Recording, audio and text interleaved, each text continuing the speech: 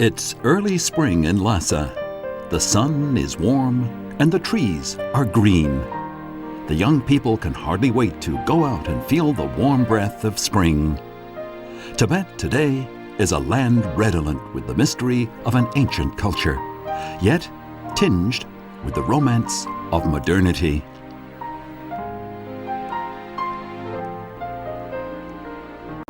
On January 19, 2009, the People's Congress of Tibet Autonomous Region passed a resolution designating March 28th as the annual Serf Emancipation Day. That decision has great historical significance for the people of Tibet. It celebrates victory in a long conflict between unity and division, justice and evil. In the course of this fierce struggle, a new Tibet appeared out of darkness and despair. In March 1951, the snow hadn't yet melted in the town of Yadong on the Sino-Indian border. The 18-year-old 14th Dalai Lama, who was sojourning there, was waiting restlessly for news from various sources. Several months before, the local government of Tibet had rejected the central government's call for peaceful negotiations. An attempt to halt the People's Liberation Army's advance into Tibet had been comprehensively defeated at the Battle of Changdo.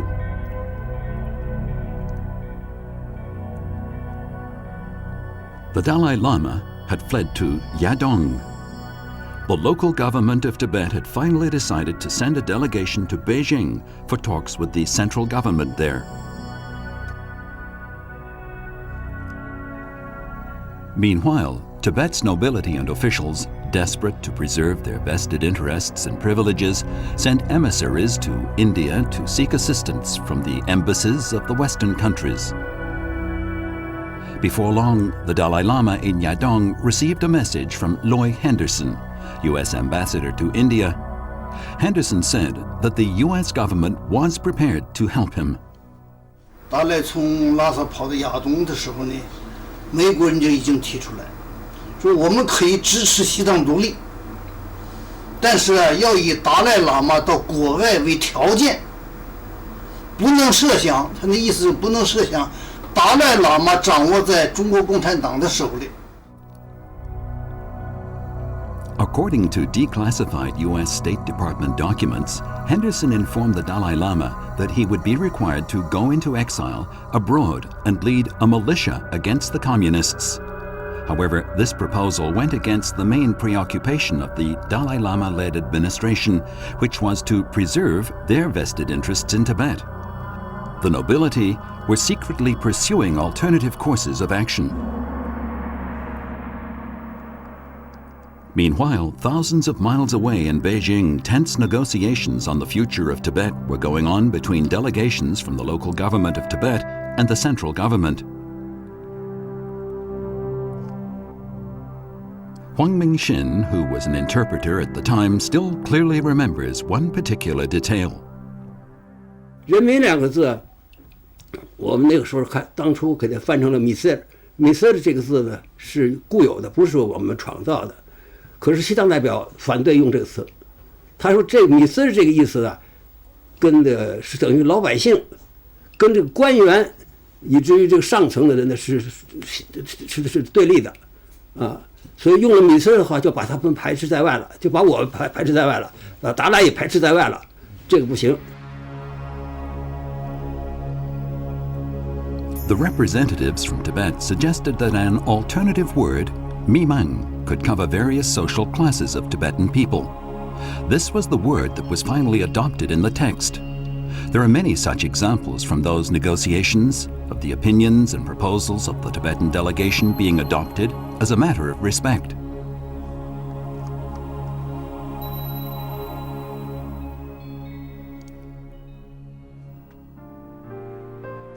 After 25 days of exhaustive negotiations on May 23, 1951, the two sides signed the agreement of the Central People's Government and the local government of Tibet on measures for the peaceful liberation of Tibet, known for short as the 17-Article Agreement.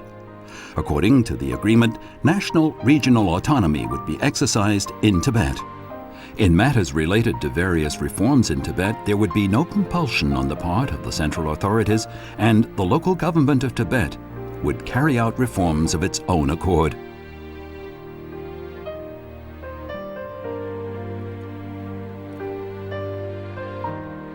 Chairman Mao Zedong had high hopes for the future of Tibet. Immediately after the signing of the agreement, he wrote to the Dalai Lama and sent General Jiang Jingwu with a letter and a copy of the agreement to Yadong. Through this action, Chairman Mao hoped to reassure the Dalai Lama. The agreement stated that officials of various ranks would continue to hold office. The central authorities would not change the existing status, functions, and powers of the Dalai Lama. Not long after this, the Dalai Lama and his entourage returned to Lhasa.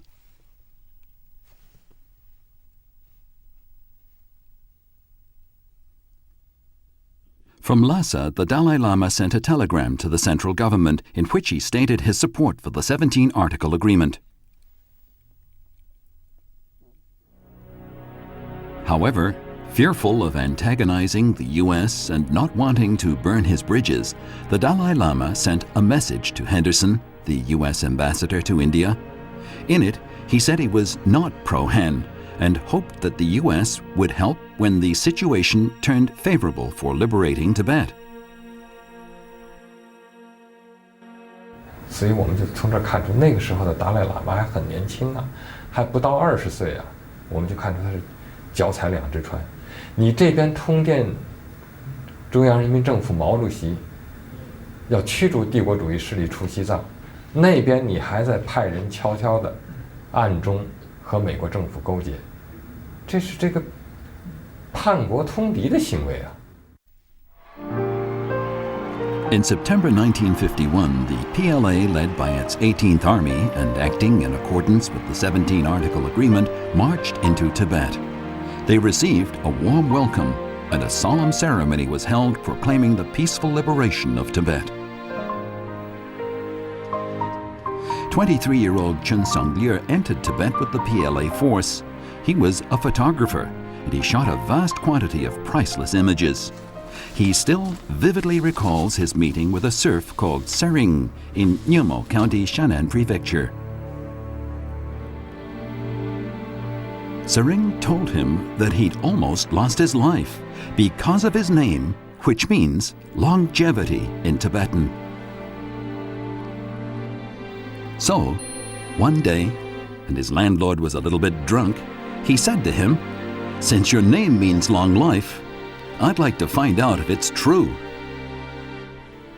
把他取乐，拿他开玩笑，拿他的生命开玩笑，就叫他把那个手伸开，是吧？他说：“你别动啊，我正好我看看我的枪法怎么样，我要试试我的枪法，看能不能把你的那个胳膊能够打下一根来。” Sering was terrified, but he didn't dare to say no.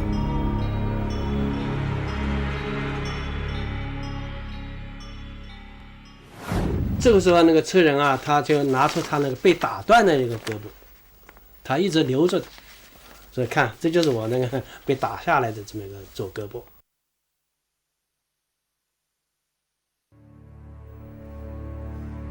This was the sort of scene the PLA commonly saw in the streets of Lhasa when they first entered Tibet.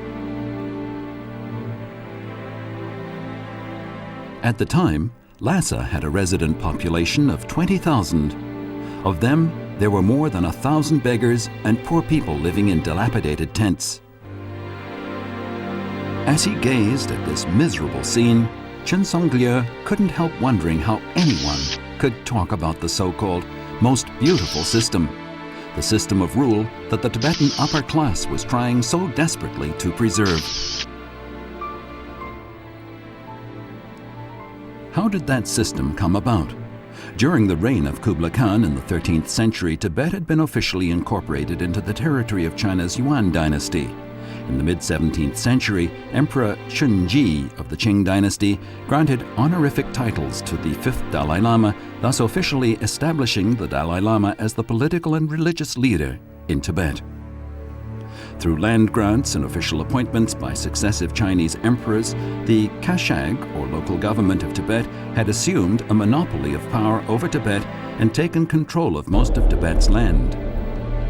The monasteries were the recipients of gifts and fiefdoms from the Kashag, and the nobility, in return for their pledges of loyalty to the Kashag, were granted hereditary land rights. The government officials, the monasteries, and the nobility constituted the three major pillars of feudal rule in Tibet. The impoverished serfs had to eke out a living on land rented from the officials, monasteries, and nobility. Apart from paying taxes in cash and kind, they had to provide corvée labor for the lords, often having to leave their own land fallow. Any failure to pay taxes would be severely punished.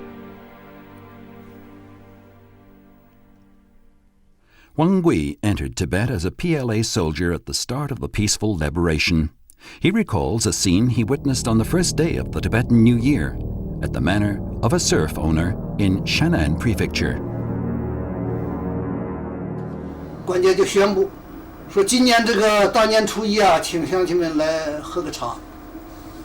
这前面喝酥油茶的、清茶的这个就喝了，最后这个这一瓦罐子脏水，喝了2口喝不下去了，那狗腿子就上来了，就把这个农奴就摁在地上，有40-50岁了，那一个农奴啊，摁在地上，摁地上的话呢，手脚摁着就不能动弹，然后鼻子一掐。一掐，就嘴张开了吗？嘴张开了一罐子脏水，一下就灌，完全给他灌下去，灌的那个肚子胀的呀，到处都是水，眼睛翻白。这个呢，每年搞一次，相当于它一种奖惩制度，叫做修泥修制。轻的啊，被灌脏水的这个最后这个农奴啊，轻的是大病一场。The serfs, if they were unable to pay their debts, were forced by their owners to pay usurious rates of interest. The grandfather of one serf had once borrowed 700 kilograms of highland barley. 40 years later, that debt had actually grown to an incredible 1.4 million kilograms. 他那个高利贷的形式啊，多种多样，有一种最残酷的叫做加大拉债，就是贴锁连环保。你好比你这个西卡里头有10户人家，10家人死了3家，你7家你就把这个10家的你都要还。最后这10家人跑的剩了2家，这2家人你负债。With heavy burdens of debt, many serfs would be left with just one dreadful way out. This contract concerns a peasant called Sawang Raodong in Naidong County. Unable to pay a debt, he sold his son and daughter to the lord Dekang as slaves. This unfortunate child would spend the rest of its life as a slave. The only rights as human beings enjoyed by domestic serfs were to eat and to work. They even had to ask their owners for permission to marry. Their offspring would also be domestic serfs, registered as a new asset to their lord the moment they were born.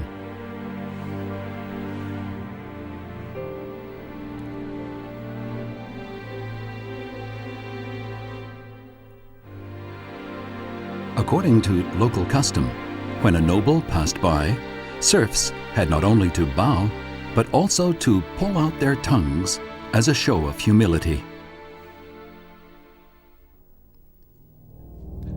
The law at that time stipulated that people were divided into 3 classes at 9 ranks. If someone of the highest rank were killed, their body was worth its weight in gold. But how much were the lives of lower ranks worth? 一根草绳，草编的绳子，这个什么意思呢？西藏就人死了以后送到天葬场，送的时候呢要捆嘛，就这个是一根绳子，一根草绳，就是要捆尸体用的。This video, shot in the 1940s, shows a group of surf owners enjoying a day out, riding. But there's something unusual about one of the riders. Let's rewind and have another look. What he's riding is not a horse, but a surf.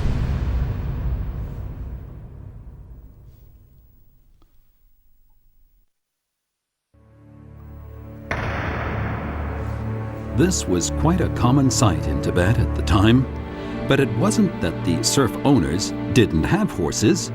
The fact was they thought it was more comfortable to ride on a surf than a horse.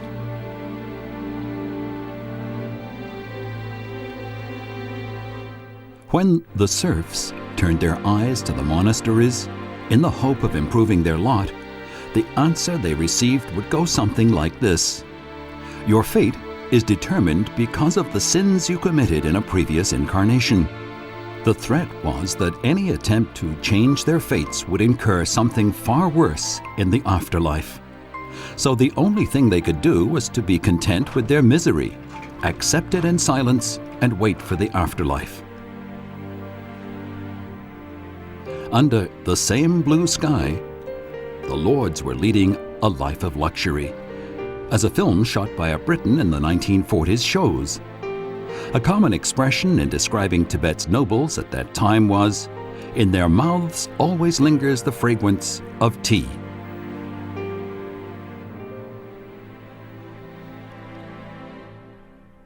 In the eyes of the nobles, their domestic serfs were talking livestock.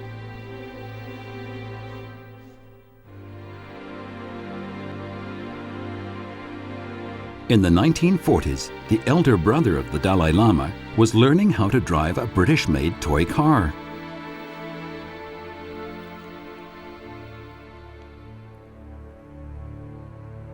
Outside, in the streets, little beggars of his same age had to fight for scraps of food with stray dogs. Children of the same age experienced completely different childhoods, owing to their state of birth. Pasang, who's now in her 70s, has never been able to forget the misery of her childhood.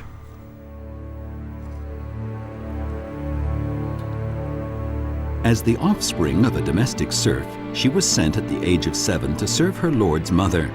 She slept on the floor beside the old woman's bed. The old woman used to drink tea throughout the night and then urinate repeatedly, many times. Little Pasang was kept busy looking after the old woman and never got a proper night's sleep.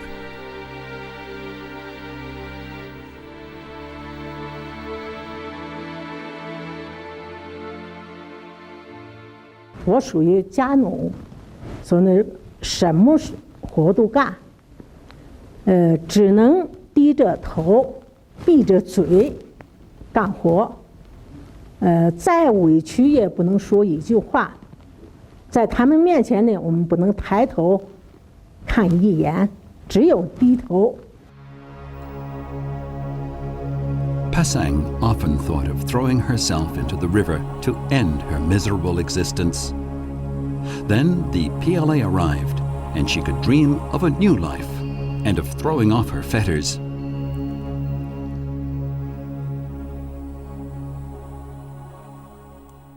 One dark night, little serf Pasang quietly left her lord's home and ventured outside into the starry night. "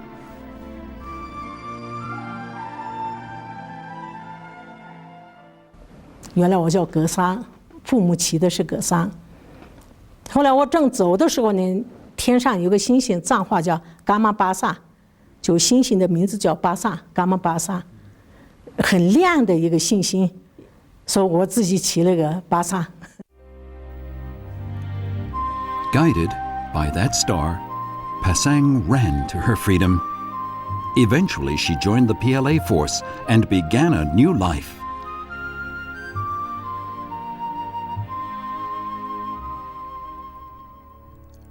PLA soldiers, when they first entered Tibet and witnessed the deplorable situation, were greatly moved.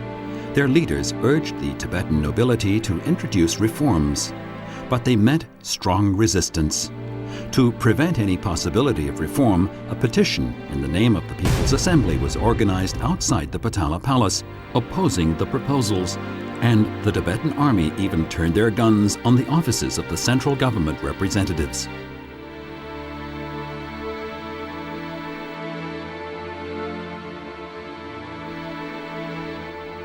An old Tibetan saying goes, "The hard ice on the plateau has built up for 1,000 years and it can't be melted overnight." With this in mind, Mao Zedong instructed the representatives in Tibet not to worry, but to be patient. The chairman told them to work for the well-being of the Tibetan people in production, trade, road building, healthcare, and the United Front program.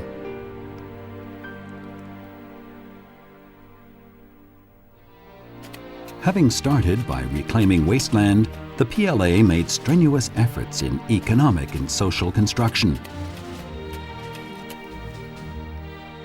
The 14th Dalai Lama would later present a gift to Mao Zedong describing various achievements by the People's Liberation Army.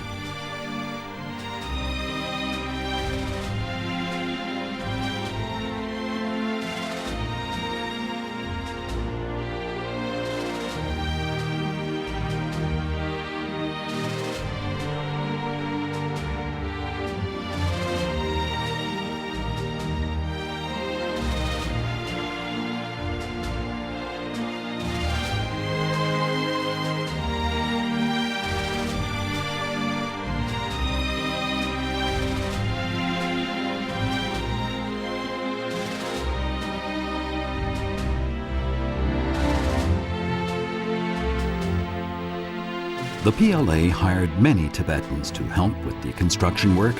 Living and working together, the Tibetans came under the soldiers' influence.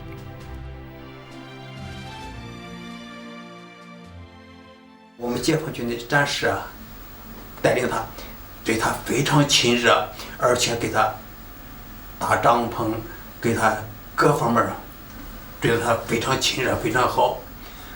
每一天做多少工，我们就照样的发给他打样，拿回去的那个头人又把他收回去了。后来我们出去发给他打样以外呢，我们把各的食物，西藏的官员呢对他们不一样，他这样子对比，慢慢的使老百姓啊就逐渐的觉悟了。 From 1952 onwards, many parts of China began receiving Tibetan visiting groups. To encourage Tibet's upper classes to play a willing part in the social reform, the central government organized trips for them away from the plateau so that they could feel the pulse of the motherland's ongoing drive for modernity. Mao Zedong would always say to them that the purpose of democratic reform was to improve the lives of the Tibetan people, and that their own living standards would not drop. No one would be compelled. It was a matter of negotiating with the Tibetan people.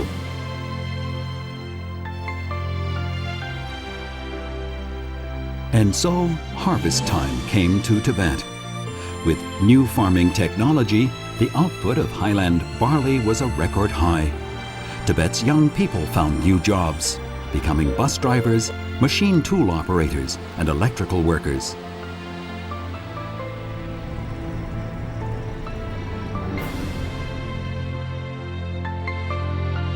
In the spring of 1954, the 14th Dalai Lama accepted an invitation from the central government and traveled to Beijing to attend the first session of the First National People's Congress.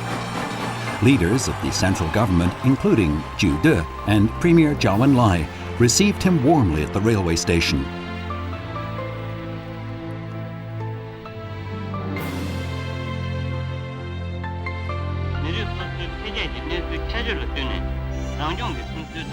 The Dalai Lama gave a speech at the National People's Congress in which he praised the achievements made in Tibet since its peaceful liberation.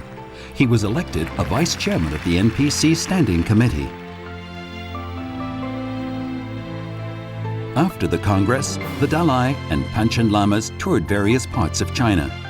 The central government pinned great hopes on these two young men. It wanted them to cast off the shackles of their own class interests and make a historic contribution to the rebirth of the Tibetan people.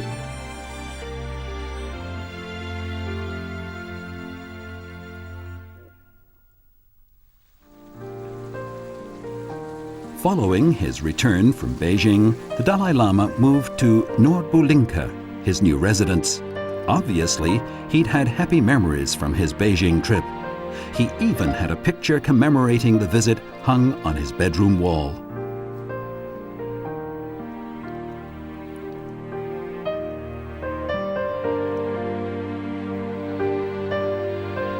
In the 5th year after the peaceful liberation of Tibet, the preparatory committee for the founding of Tibet Autonomous Region was established. This represented a major step forward towards the exercise of national regional autonomy.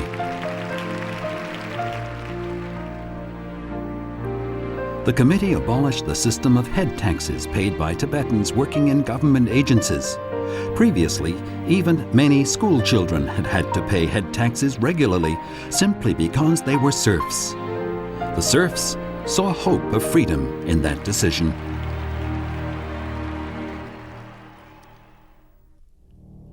However, the abolition of the head tax threatened the privileges enjoyed by the serf owners. The lamas at Tibet's 3 major monasteries issued a joint statement condemning the decision.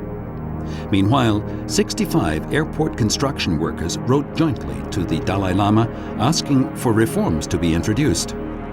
Uncertainty and unrest were brewing in Tibet.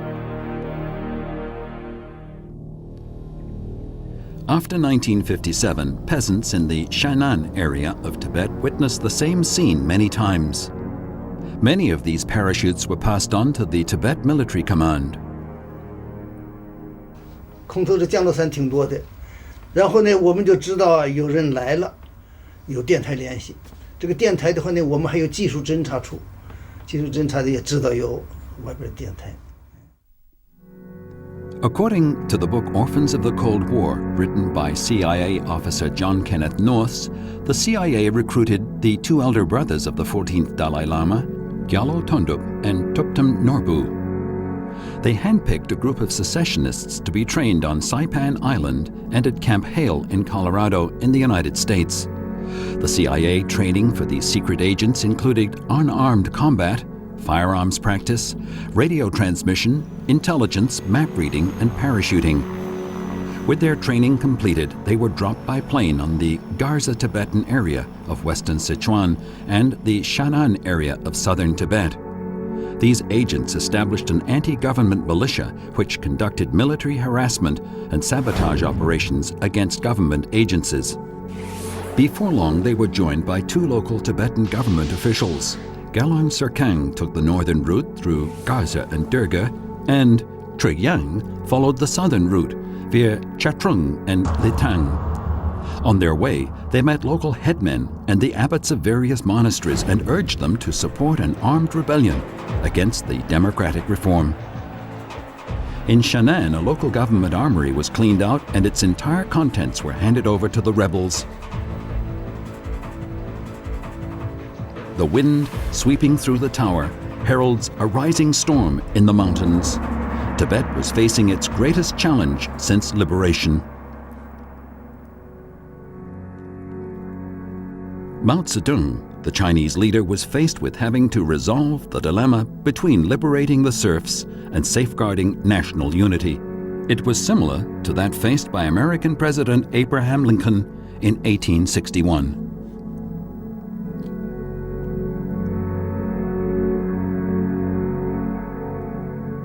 Mao Zedong announced that no reform would be carried out in Tibet within 6 years. Whether or not reform should be carried out after that would be decided by the Tibetan people according to the situation and conditions prevailing at the time.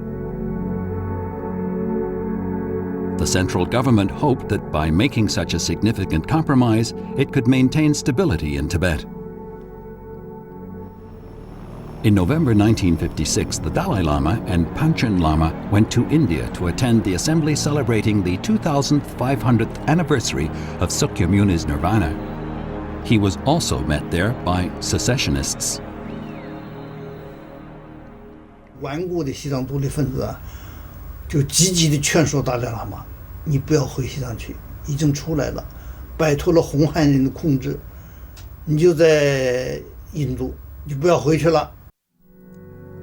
The Dalai Lama hesitated. The idea of not returning home began to take hold at his mind. Later, Premier Zhou Enlai, during a visit to India, talked to the Dalai Lama many times patiently and sincerely. 总理找这个达赖谈话的时候都讲，6年不改这是没问题的，6年以后改不改，关键看你们同意不同意。你们同意了，我们再改；你们不同意，可以再继续保留。但是到保留什么时候为止，这个到时候就看你们这个思想转换的情况如何。 However, Tibet's nobility took this magnanimity as weakness. They thought they'd found their chance to turn back the tide of change. 这个封建农奴主阶级，他看到了自己作为一个阶级的末日，他们希望怎么样？他们希望永远不改革。你只是等待，只是推迟，他是不愿意的。不改革有什么办法吗？一个最好的办法就是独立出去，我不归你中央政府管了，实质就在这里。分裂出去，我就可以不改革，我就可以永远保持这种封建农奴制度。那么在这个制度，这个政教合一的制度中，我是统治阶级，我有既得利益，我的利益就可以长期的保存下去。 From 1957 onwards, the rebels intensified their activities. They engaged in a campaign of brutal violence, looting, persecution, and rape.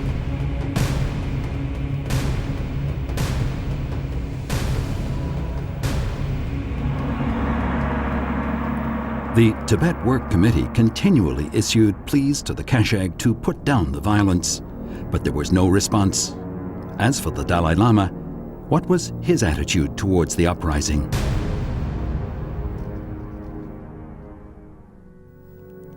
The Dalai Lama was careful not to state his position.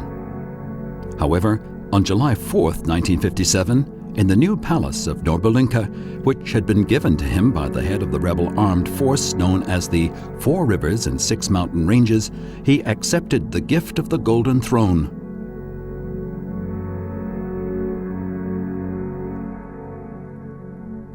In December 1958, the central government sent an invitation to the Dalai Lama to attend the second NPC. Meanwhile, in Tibet, the ruling powers convened a secret congress to discuss how they should deal with the situation. 这些反动上层啊，就害怕他第2次再去北京，思想又往左摆，又受共产党的影响，要破坏他这次去北京，要想法把他弄到国外去，弄到国外去呢，美国人才能放手的支持我们西藏独立。 On March 6, 1959, 4 days before the outbreak of rebellion proper, a Hong Kong newspaper predicted an attack by a rebel force known as the Religious Guards on the PLA in Tibet.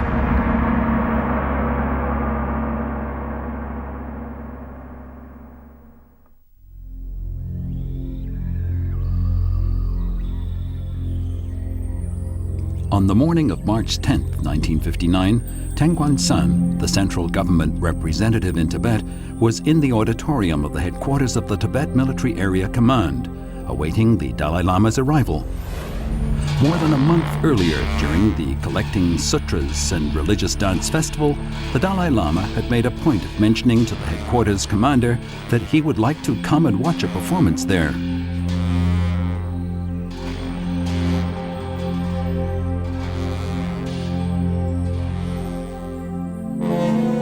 But on March the 10th, Teng San, even though he waited well into the afternoon, saw no sign of the Dalai Lama. Meanwhile, Lhasa was in turmoil. Tibetans, in their thousands, instigated by various rumors, had poured into the streets of Lhasa and Norbolinka. 汉人的话呢，这个实际上不是请达赖去吃饭，而是要下毒把达赖喇嘛给毒死。还有一种谣言呢，就说是要不弄直升飞机把达赖弄到这个北京去，再也回不来了。哎，这是汉人的阴谋。我们要坚决阻挡这个达赖喇嘛到军区去。Outside Norbolinka, Tibetan patriot Khoinchon Pakbala Soinam Gyamcho was stoned to death. 谁跟着汉人走，这就是下场，哎，就是这个下场。那脸上肉什么都脱掉了，血肉模糊，很惨。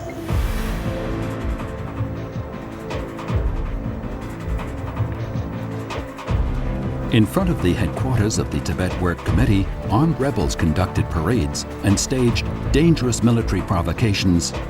In areas around Norbolinka, the Tibetan forces began to strengthen the region's defenses, opening fire frequently.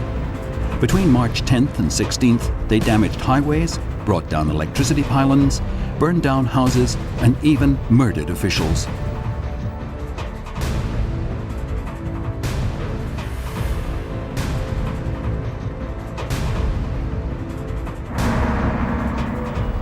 The rebels issued orders that all males from the age of 18 up to 60 should take up arms to fight the Hans. Instead, many Tibetans flocked to the offices of the Preparatory Committee and other government agencies to seek refuge there. Guo Guangzhong was a deputy platoon leader of the People's Militia at the Work Committee offices. 跑到我们这儿有50多个老人呐、小孩啊，都是藏族，当时拉萨的藏族。都跑到我们就负责保卫他呀，保护他呀，不让他受损失啊。结果就盖了很大一个碉堡，把他们集中到碉堡里，挖了战壕，我们就在战壕里守卫。Meanwhile, how was the Dalai Lama faring? From March 11th to March 16th, he wrote 3 times to Tang Guangsan saying that he felt ashamed and worried about the situation and accusing the reactionaries of endangering him on the pretext of ensuring his safety. He severely criticized officials of the local government of Tibet and said he was doing all he could to calm the riots, after which he would go to the Military Area Command headquarters.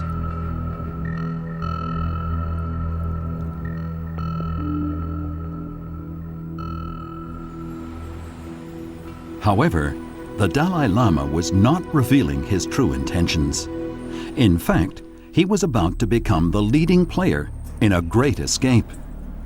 On the evening of March 16th, in a plot long planned by the CIA, who even parachuted in photographers and filmmakers to record the operation, the Dalai Lama fled. Journalists searched for the Dalai Lama, but the Americans knew where he was.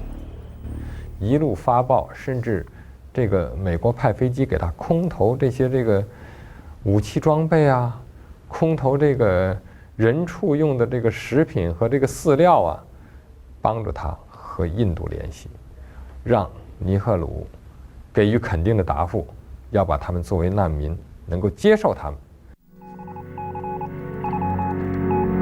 Guided by the CIA into foreign exile, the Dalai Lama became a pawn in the game played by the international forces against the Chinese communists. The plan hatched by U.S. Ambassador to India Henderson 8 years before was finally working.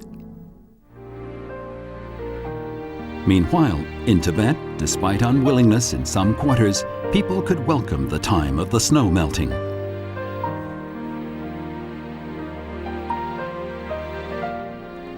Following the Dalai Lama's departure, the PLA put down the armed rebellion in Lhasa within 3 days. On March 28, 1959, Premier Zhou Enlai promulgated a state council decree dissolving the Kashag, the local government of Tibet. The Preparatory Committee of the Tibet Autonomous Region was established to assume local government power and establish a democratic and socialist new Tibet.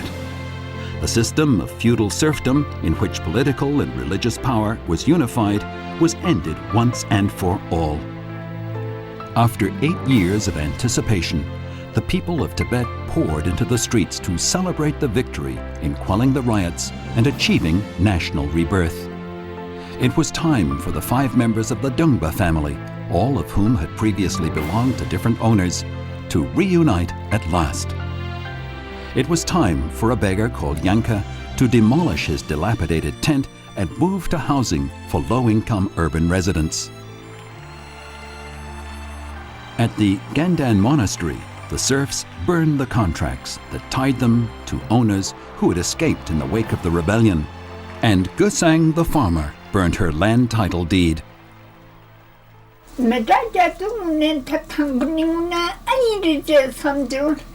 Teneminin medantiye gepsido katu te masuchum mitanda motu chetochikati one tamatu te jumo pronto mo niman tarine kire niman chakso asaman mushoyunal kamushoyunal. 50 long years have passed. Weike still feels the jubilation and exultation of that moment. 民主改革实际上是藏族人民的一个要求，一个期盼。他一判了，这是一个正适合藏族人民的要求。 The joy poured out of the manors where the serfs were granted land certificates, something they'd never dreamed of before.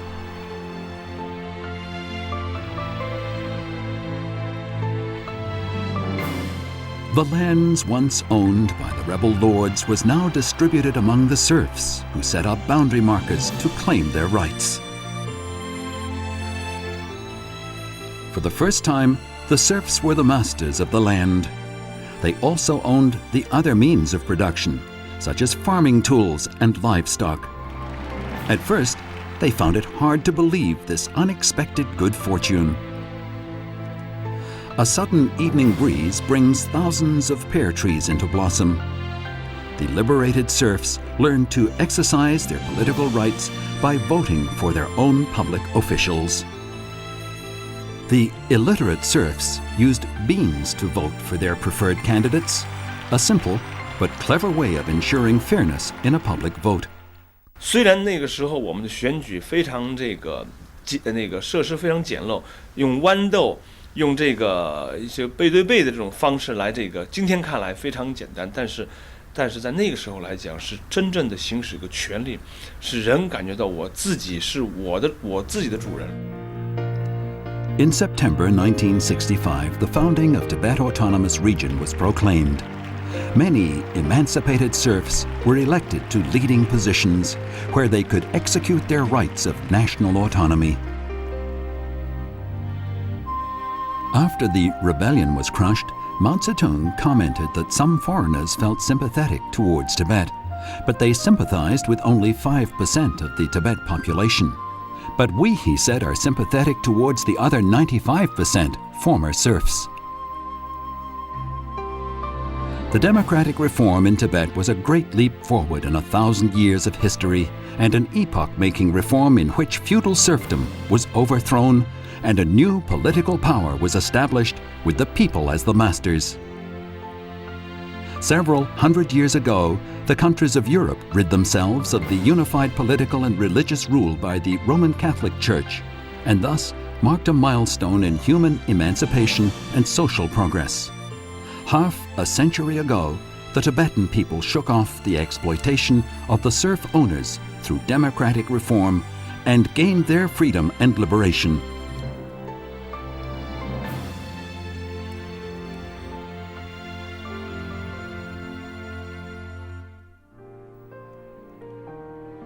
With the passing of 50 years, the national flag is still flying proudly in the wind.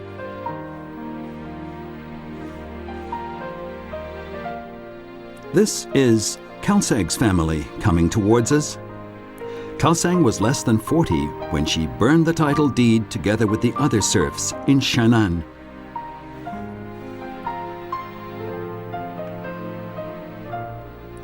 Now, she's almost 90 years old. She moved to Lhasa to live with her children many years ago. They are a picture of a new and vibrant lifestyle in a reborn and prosperous Tibet.